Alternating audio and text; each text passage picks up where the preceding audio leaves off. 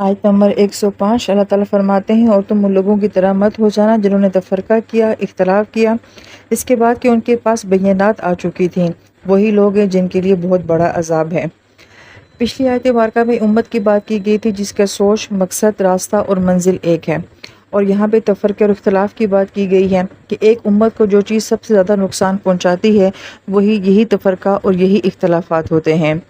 پھر آیت مبارکہ میں پہلے تفرقے کی بات کی گئی ہے اور اس کے بعد اختلاف کی بات کی گئی ہے، لہٰذا نقطہ یہ بیان کیا جاتا ہے کہ ایسا اختلاف جو کہ انسانوں کے درمیان میں یا امت کے درمیان میں تفرقہ ڈال دے، اس سے یہاں پہ منع کیا گیا ہے۔ ورنہ ہم یہ دیکھتے ہیں کہ اللہ تعالیٰ نے اپنی فطرت میں، اپنی تخلیق میں بھی اختلاف رکھا ہے، دن رات میں اختلاف ہے، صبح شام میں اختلاف ہے، زمین آسمان میں اختلاف ہے، دنیا اور آخرت میں اختلاف ہے، مرد اور عورت میں اختلاف ہے۔ تو یہ اختلاف تو عین فطرت کے مطابق ہے۔ یہاں تک کہ علمی اختلاف کی بھی بات کی جائے تو اگر علم کے اندر بھی اختلاف ہوتا ہے تو اس سے علم کے اندر بہت وسعت آتی ہے، جبکہ مقصد یہ ہو کہ صرف سامنے والے کو قائل نہیں کرنا یا ہم نے صرف اپنی بات منوانی نہیں ہے، سامنے والے کو ہرانا نہیں ہے، بلکہ اپنی اپنی اگر رائے پیش کرنی ہو تو اس اختلاف سے بھی علم کے اندر بہت وسعت آتی ہے۔ ہم صحابہ کرام میں دیکھتے ہیں کہ قرآنی آیات کے بارے میں ان کی رائے بھی مختلف ہوا کرتی تھی، لیکن اس کے باوجود ان کے اندر کوئی تفرقہ نہیں ہوتا تھا، اس لیے کہ ان کا کوئی مسلک نہیں تھا، ان کا کوئی فرقہ نہیں تھا، وہ ایک دوسرے کو شکست دینے کے لیے اختلاف نہیں کرتے تھے یا محض اپنی بات منوانے کے لیے اختلاف نہیں کرتے تھے، وہ اپنے فہم، اپنے تدبر کے مطابق جو بات صحیح سمجھتے تھے وہ قرآنی آیت کے مطابق اپنی رائے دے دیا کرتے تھے۔ تو ایسا اختلاف جو ہے وہ بھی اپنے اندر بہت وسعت اور خوبصورتی رکھتا ہے، لہذا جس اختلاف سے منع کیا جا رہا ہے کہ وہ اختلاف جو کہ انسانوں کو آپس میں دور کر دے اور کٹنے کا باعث بنے، اس سے منع کیا گیا ہے۔ پھر علماء کرام یہ فرماتے ہیں کہ اختلاف کی صورت صرف اس امت میں نہیں ہے بلکہ یہود کے اندر بھی اختلافات پائے جاتے ہیں، لہذا کچھ یہود ایسے ہیں جنہیں آرتھوڈاکس یہود کہا جاتا ہے اور وہ اپنے آپ کو اصل یہود کہتے ہیں، کچھ یہود ایسے ہیں جو کہ جدت پسند ہیں، کچھ یہود ایسے ہیں جو کہ قدامت پسند ہیں، اور ان کے آپس میں بھی شدید اختلافات پائے جاتے ہیں۔ نصارہ مذہب کے اندر بھی ہم یہ دیکھتے ہیں کہ کیتھولک کا نظریہ بھی پایا جاتا ہے، پروٹسٹنٹ عقیدہ کا بھی نظریہ جو ہے وہ پایا جاتا ہے، اور ان کے اندر بھی آپس میں شدید اختلافات پائے جاتے ہیں، لیکن شاید وہ لوگ اتنے زیادہ ایکسپوز اس وجہ سے نہیں ہے کہ ان کے اندر شاید اس معاملے میں اتنی شدت نہیں ہے یا پھر وہ ظاہر نہیں ہے، جبکہ یہ امت جو ہے اس معاملے میں بہت آگے جا چکی ہے۔ اس لیے آیت مبارکہ کے آخر میں کہا گیا کہ ایسے لوگوں کے لیے بہت بڑا عذاب ہوگا۔ یہاں پہ بڑے عذاب کی بات کیوں کی جا رہی ہے کہ ظاہری بات ہے یہ اختلاف جو ہے وہ دین میں کتنا بڑا نقصان پیدا کرتا ہے، امت کو کیسے کاٹنے کا سبب بنتا ہے، تو جو لوگ اس کے ذمہ دار ہوں گے تو ان کے لیے پھر عذاب بھی بہت بڑا ہوگا۔ پھر آیت نمبر 106 میں اللہ تعالیٰ فرماتے ہیں کہ قیامت کے دن کچھ چہرے ایسے ہوں گے جو بہت روشن اور بہت تابناک ہوں گے، اور کچھ چہرے ایسے ہوں گے جو سیاہ ہوں گے، پس وہ لوگ جن کے چہرے سیاہ ہوں گے ان سے پوچھا جائے گا کہ کیا تم اپنے ایمان کے بعد کفر میں لوٹ گئے تھے، تو اب عذاب کا مزہ چکھو اس کفر کی وجہ سے جو تم کرتے رہے تھے۔ اس آیت مبارکہ کے ضمن میں یہ بات کہ قرآن مسلسل ہمیں ایک تصور دے رہا ہے کہ چہروں کی رنگت وہاں پہ تبدیل ہو جائے گی، اور یہ کہ چہرے سیاہ بھی ہوں گے اور روشن بھی ہوں گے، ایون یہ کہ اس آیت مبارکہ میں تو اس عمل کو فعل کے ساتھ بیان کیا گیا اور وہ بھی مضارع کے ساتھ، اور مضارع کے اندر جو ہے وہ کسی چیز کا تسلسل پایا جاتا ہے۔ اس سے علماء کرام میں نقطہ بیان کرتے ہیں کہ اس کا مطلب ہے کہ انسان جو ہے وہ یک لخت اپنے نامہ اعمال کو نہیں دیکھے گا، بلکہ ایک نیک انسان جو ہوگا وہ اپنے نامہ اعمال میں ایک نیکی دیکھے گا، پھر دوسری دیکھے گا، پھر تیسری دیکھے گا، اور ہر نیکی کے دیکھنے کے ساتھ ساتھ اس کے چہرے کی رنگت جو ہے وہ روشن سے روشن ہوتی چلی جائے گی، اور نافرمان کا معاملہ ایسا ہوگا وہ اپنا ایک گناہ دوسرا گناہ دیکھے گا، یہاں تک کہ ہر گناہ سے اس کے چہرے کی رنگت جو ہے وہ سیاہ اور پھر سیاہ سے سیاہ تر ہوتی چلی جائے گی۔ پھر چہروں کے سیاہ ہونے اور روشن ہونے کے بارے میں علماء کرام کی ایک رائے تو یہ پائی جاتی ہے کہ یہ سب کچھ جو ہے وہ علامتی طور پہ بیان کیا گیا ہے، جیسے کہ قرآن میں یہ کہا جاتا ہے کہ ان لوگوں کے گھروں میں جب بیٹی پیدا ہوتی ہے تو اس سے ان کے چہرے جو ہیں وہ سیاہ ہونے شروع ہو جاتے ہیں، اور ایسا لگتا ہے کہ وہ اپنے دکھ اور اپنے غصے کو اپنے اندر پی رہے ہیں، تو گویا کہ علامتی طور پہ یہ بات بیان کی گئی ہے کہ چہرے جو ہیں وہ واقعی یا تو سیاہ ہونے شروع ہو جائیں گے یا پھر روشن ہونے شروع ہو جائیں گے، جبکہ دوسری جماعت علماء کرام کو یہ فرماتی ہے کہ یہ کیفیت کو بیان کیا گیا ہے کہ چہروں کے روشن ہونے سے مراد یہ ہے کہ وہ لوگ جو کہ خوش ہوں گے تو ان کے چہرے روشن ہوں گے، اور جو اداس ہوں گے تو ان کے چہرے جو ہیں وہ سیاہ ہو جائیں گے، لہذا اس کا تعلق جو ہے وہ کیفیت کے ساتھ ہے۔ پھر آیت مبارکہ میں سیاہ چہرے کی اور روشن چہروں کی بات کی جا رہی ہے، پھر اللہ تعالیٰ براہ راست فرماتے ہیں کہ کیا تم ایمان لانے کے بعد جو ہے وہ کفر کرتے ہو۔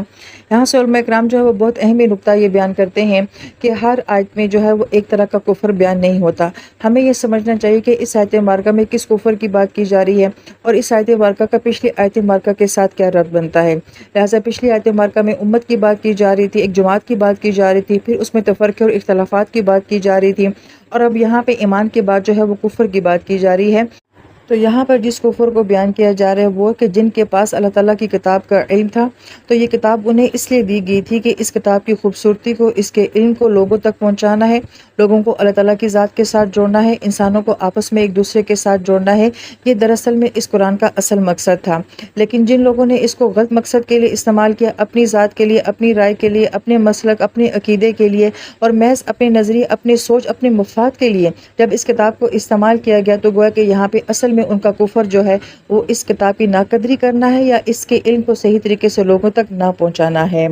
اس لیے آیت مبارکہ میں یہ کہا جا رہا ہے کہ تم ایمان لانے کے بعد تم نے کفر کیا، یعنی کہ اس علم کو جاننے کے بعد، پھر اس کے بعد تم نے اس کتاب کو جو ہے وہ ایسے استعمال کیا۔ لہٰذا خاص طور پہ ہمیں دیکھنا چاہیے کہ اس آیت مبارکہ میں کس کفر کی بات کی جا رہی ہے۔ یہاں پہ علماء کرام بڑا اہم نقطہ یہ اٹھاتے ہیں کہ جس کے پاس کتاب کا علم ہے، تو محض علم ہونا کافی نہیں ہے، اس کے ساتھ اس علم کا نور ہونا بھی بہت ضروری ہے۔ اس لیے کہ ہم یہ دیکھتے ہیں کہ شیطان کے پاس بھی بہت علم تھا۔ شیطان بذات خود تو کافر نہیں تھا، وہ کیسا کافر تھا کہ وہ اللہ تعالیٰ کو بھی مانتا تھا، وہ قیامت کو بھی مانتا تھا، وہ نیکی کو بھی مانتا تھا، صراط مستقیم کو بھی مانتا تھا، وہ ہر چیز کو مانتا تھا۔ جبکہ آج کا کافر جو ہے، یا ایون یہ کہ آج کا دہریہ جو ہے، وہ کہتا ہے کہ میں اللہ کو نہیں مانتا، میں آخرت کو نہیں مانتا، میں کسی دین کو نہیں مانتا، جبکہ یہ ساری باتیں تو شیطان بھی نہیں کہتا تھا۔ وہ تو ان سب کو ماننے کے بعد جو ہے وہ پھر بھی کافر کیوں ہو گیا؟ کہ وہ ان سب کو ماننے کے بعد اس نے اللہ کے حکم سے جو ہے وہ انکار کر دیا تھا۔ لہٰذا اس کے پاس علم تھا، لیکن اس علم کا نور نہیں تھا، اس علم کا عمل نہیں تھا، اس نے اس کا انکار کیا، لہٰذا وہ کافر ہو گیا۔ پھر یہاں پہ بڑی غور طلب بات یہ بھی علماء کرام فرماتے ہیں کہ اس کے پاس علم ہونے کے باوجود جو ہے اس نے حکم کو نہیں مانا، تو پھر کتاب کا علم تو ہمارے پاس بھی ہے، لیکن اس کا علم ہونے کے باوجود اگر ہم اس کا حکم نہیں مانتے ہیں، تو پھر ہمیں اپنے بارے میں سوچنا چاہیے کہ پھر ہم کس لیول کے کافر بن جاتے ہیں۔ اس لیے اس آیت مبارکہ میں اکفرتم بعد ایمانکم کا جو جملہ ہے یہ بہت ہی غور طلب ہے کہ یہاں پہ کس ایمان کے لانے کے بعد جو ہے پھر کفر کی بات کی جا رہی ہے۔ اس لیے قرآن یہ بار بار موضوع اٹھاتا ہے کہ وہ لوگ جو کہ آخرت میں ایسے آئیں گے کہ جن کے دائیں جانب بھی نور ہوگا، بائیں جانب بھی نور ہوگا، ان کے آگے بھی نور ہوگا۔ تو علماء کرام فرماتے ہیں کہ اللہ تعالیٰ نے تو اپنی ذات کو بھی نور کہا ہے، نبی علیہ السلام کو بھی نور کہا ہے، قرآن کو بھی نور کہا ہے، اور ایون یہ کہ اس آیت مبارکہ سے تو یہ بھی ثابت ہوتا ہے کہ انسان جو عمل کرتا ہے وہ بھی ایک نور ہوتا ہے جو کہ اس کے ساتھ حشر کے میدان میں چلے گا۔ تو اصل مقصد جو ہے وہ اس نور کا حاصل کرنا ہے، اور اس نور کو حاصل کرنے کا سب سے بڑا ذریعہ کیا ہے؟ وہ قرآن ہے اور وہ علم ہوتا ہے۔ لہٰذا علم کے ساتھ ساتھ اس علم کا نور بھی جو ہے وہ اللہ تعالیٰ کی ذات کے ساتھ مانگنا چاہیے۔ پھر آیت نمبر 107 میں اللہ تعالیٰ فرماتے ہیں، اور جن کے چہرے روشن اور تابناک ہوں گے تو وہ اللہ تعالیٰ کی رحمت میں ہوں گے اور وہ اسی میں ہمیشہ رہیں گے۔ لہٰذا اس آیت مبارکہ میں جو نبیذت کا لفظ استعمال ہو رہا ہے، اس کے اندر شدت پائی جا رہی ہے کہ وہ چہرے جو کہ بہت زیادہ روشن ہوں گے، تو ان کی خاص کیفیت کو بیان کیا جا رہا ہے کہ وہ اللہ تعالیٰ کی رحمت میں ہوں گے، یعنی کہ حشر کی گہما گہمی میں جب ہر انسان نفسا نفسی کے عالم میں ہوگا، تو جو ایسے چہرے والے لوگ ہوں گے وہ بہت مطمئن ہوں گے، بہت پرسکون ہوں گے، وہ اپنے نور کی روشنی میں جو ہے وہ چل رہے ہوں گے، جبکہ قیامت میں ہر طرف اندھیرا ہوگا اور اسی روشنی سے وہ پل صراط سے بھی بڑی تیزی کے ساتھ گزر جائیں گے۔ تو گویا کہ یہاں پہ وفی رحمت اللہ سے جو بات بیان کی گئی ہے کہ ان کا ایک خاص کیفیت میں ہونا اور ایک خاص سکون میں ہونا۔ پھر آیت نمبر 108 میں اللہ تعالیٰ فرماتے ہیں کہ یہ اللہ تعالیٰ کی آیات ہیں جو ہم آپ علیہ السلام کو پڑھ کر سنا رہے ہیں حق کے ساتھ، اور اللہ تعالیٰ تو جہان والوں کے لیے کسی کے ساتھ بھی ظلم کا ارادہ نہیں رکھتے۔ اس آیت مبارکہ کے پہلے حصے کو تو الحمدللہ ہم جان چکے ہیں کہ قرآن کا حق کے ساتھ سنانے کا کیا معنی ہوتا ہے۔ اس آیت مبارکہ کے دوسرے حصے میں جو ماں لایا گیا ہے، اور ماں عموماً جو ہوتا ہے وہ کسی سوچ یا نظریے کی تردید کے لیے ہوتا ہے، اور آیت یہ کہہ رہی ہے کہ جہان والوں میں سے کسی کے ساتھ بھی اللہ تعالیٰ کا ظلم کا ارادہ نہیں ہے۔ یہ ایک بڑا گہرا اور ڈیپ مسئلہ ہے جس کے بارے میں علماء کرام کے درمیان میں بہت مباحث بھی رہی ہیں۔ آج کے دور میں تو یہ مسئلہ بڑا آسان کر دیا گیا ہے کہ ہم ہر ایک کو ہی کافر کہہ دیتے ہیں، ہر ایک کو جہنمی کہہ دیتے ہیں، لیکن جو ہمارے سابقین جو علماء کرام گزر چکے ہیں انہوں نے بہت گہرائی کے ساتھ اس آیت مبارکہ کا مطالعہ کیا ہے، اور جو اس کا سارا حاصل حصول ہے وہ یہ کہ اللہ تعالیٰ کیا ہر انسان سے جو ہے وہ ایک طرح کا امتحان لیں گے، کہ ہر انسان کے ایمان کو ایک طرح سے جج کیا جائے گا۔ جس کے پاس نبی آئے ہیں، جس کے پاس کتاب آئی ہے، ظاہری بات ہے کہ ان سے ان کے ایمان کا حساب کسی اور طریقے سے لیا جائے گا۔ جنہوں نے براہ راست معجزات کو دیکھا ہے تو ظاہری بات ہے کہ ان سے سوال کسی اور لیول کا کیا جائے گا۔ پھر ایک انسان ایسا ہے کہ جس کے پاس کوئی نبی نہیں آیا، کوئی کتاب نہیں آئی، کوئی علم اس کے پاس نہیں تھا، تو اس سے جو ہے وہ کس قسم کے سوالات کیے جائیں گے، اس کے ایمان کو اللہ پاک نفاق کیسے چیک کریں گے، تو اللہ تعالیٰ اپنے بندوں کے ساتھ بڑا نرمی کا معاملہ فرمائیں گے، بڑے فضل کا معاملہ فرمائیں گے۔ اس سے ہمیں جو بات سمجھ آتی ہے کہ ہر انسان سے جو ہے وہ ایک لیول کا جو ہے وہ امتحان نہیں لیا جائے گا، ہر انسان سے جو ہے وہ ایک طرح کے سوال جواب نہیں کیے جائیں گے۔ اور آیت مبارکہ میں ہمیں جو تسلی دی جا رہی ہے کہ ہمیں بہت فکر ہوتی ہے کہ جو کافر کے گھر میں پیدا ہوا اس کا کیا قصور ہے،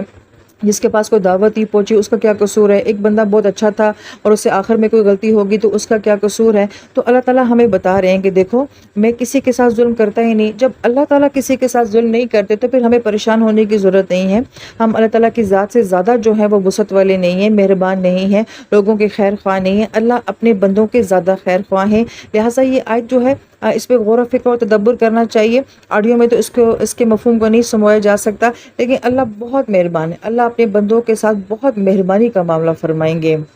لہٰذا یہود بھی سب ایک جیسے نہیں ہوتے، نصارہ بھی سب ایک جیسے نہیں ہوتے، کافر بھی سب ایک جیسے نہیں ہوتے، اور مسلمان بھی سب ایک جیسے نہیں ہوتے۔ اب کون کیسا ہے، کس کو کیسے حالات دیے گئے، کتنا ذہن دیا گیا، کتنا علم دیا گیا، وہ کن حالات میں رہا، اس کا پوٹینشیل کتنا تھا، اس کی صلاحیت کتنی تھی، اس کے مطابق اللہ تعالیٰ جو ہے وہ اس کے ساتھ معاملہ فرمائیں گے۔ میں ایک استاد ہوں، مجھے پتا ہے کہ میں کیسا پڑھاتی ہوں، کس طرح کا پڑھاتی ہوں، میں نے کیا اسائنمنٹ دینی ہے اور کس لیول کا میں نے سوال کرنا ہے۔ تو اگر مجھے اتنی سمجھ اور عقل ہے تو کیا اللہ تعالیٰ نہیں جانتے کہ میرے کس بندے کے پاس کتنا علم ہے، کتنے مواقع تھے، کتنے حالات ہیں، اور اس سے میں نے کس لیول کا سوال کرنا ہے۔ تو بس ہمیں آیت مبارکہ میں جواب مل گیا کہ اللہ جہان میں کسی کے ساتھ بھی ظلم کا ارادہ رکھتے ہی نہیں ہیں۔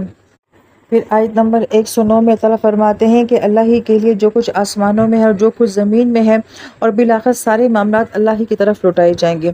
یہ آیات بہت غور طلب ہیں۔ اگر آیات کا رب دیکھا جائے تو امت کی بات کی گئی، تفرقے کی بات کی گئی، روشن اور سیاہ چہروں کی بات کی گئی، اور یہاں پہ تمام عالمین کے ساتھ بات کی گئی کہ ظلم کا ارادہ نہیں ہے۔ اب اللہ تعالیٰ جو ہے وہ زمین اور آسمان کی بات کر رہے ہیں۔ لہٰذا وہ ہستی جو کہ زمین اور آسمان کا نظام چلا رہی ہے، ہم اس ذات کے بارے میں اپنے بہت تھوڑے سے نالج سے، بہت تھوڑے سے ویو سے جو ہیں وہ اس کے بارے میں سوالات کرنا شروع کر دیتے ہیں، اعتراضات کرنا شروع کر دیتے ہیں۔ لہٰذا اللہ تعالیٰ نے کس کو کیسے امتحان لینا ہے، کس کے چہرے کو سیاہ کرنا ہے، کس کے چہرے کو روشن کرنا ہے، یہ اس کا تعلق جو ہے وہ غیب کی دنیا کے ساتھ ہے، یہ اللہ تعالیٰ کے علم کے ساتھ ہے۔ لہٰذا اس معاملے کو اللہ تعالیٰ کی ذات کے سپرد کر دینا چاہیے۔ اور اس آیت مبارکہ کے آخر میں کہا جا رہا ہے کہ تمام معاملات جو ہیں وہ اللہ تعالیٰ کی طرف لوٹائے جائیں گے۔ تو یہاں پہ انفرادی سطح کے اوپر بات کی جا رہی ہے کہ تم میں سے ہر ایک کا معاملہ جو ہے وہ اللہ تعالیٰ کی طرف لوٹ رہا ہے۔ اور امور جو ہے کہ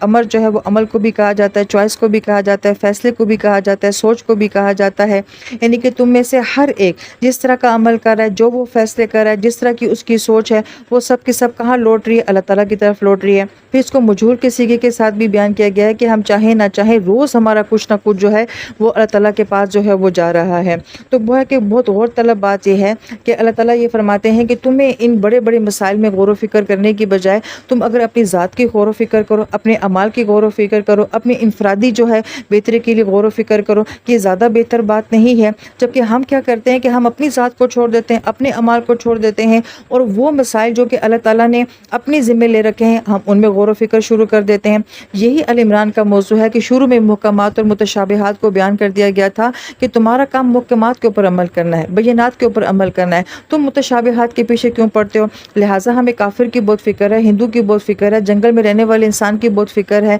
ہمیں اپنی کوئی فکر نہیں ہے، اپنے اعمال کی جو کوئی فکر نہیں ہے۔ تو اگر ان تمام آیات کا رب دیکھا جائے تو ہمیں بہت گہرائی سے ایک بات سمجھائی جا رہی ہے کہ اللہ تم سے تمہاری ذات کے بارے میں سوال کرے گا۔ اور علماء کرام یہ فرماتے ہیں کہ یہی معاملہ شیطان کی طرف سے ہوتا ہے کہ وہ ہمیں بڑی بڑی باتوں کو چھوٹا کر کے دکھا دیتا ہے اور چھوٹی چھوٹی باتوں کو بہت بڑا کر کے دکھا دیتا ہے۔ وہ ہمیں ہمارے بارے میں فکر مند نہیں کرتا کہ ہمارے عمل کیسے، ہماری آخرت کیسے، ہمارا انجام کیسے ہے، لیکن ہمیں اس کام پہ لگا دے گا کہ ہم دوسروں کو جج کرنا شروع کر دیں گے، دوسروں کے لیے فکر کرنا شروع کر دیں گے۔ ہم محکمات کے بارے میں نہیں سوچیں گے، جو بات کلیئر ہے اس کے بارے میں نہیں سوچیں گے، ہمیں وہ سوال بہت پریشان کریں گے کہ جو متشابہات سے تعلق رکھتے ہوں گے۔ لہٰذا ہماری فکر یہ ہونی چاہیے کہ میں ایسا کیا کروں کہ میں روشن چہرے کے ساتھ کل قیامت کے دن اٹھائی جاؤں، میں ایسا کیا کروں کہ میں اپنے نامہ اعمال کو دیکھوں تو بس میں خوش ہو جاؤں۔ اللہ تعالیٰ ہمیں اسی بات کی فکر کرنے کی توفیق نصیب فرمائے، آمین یا رب العالمین۔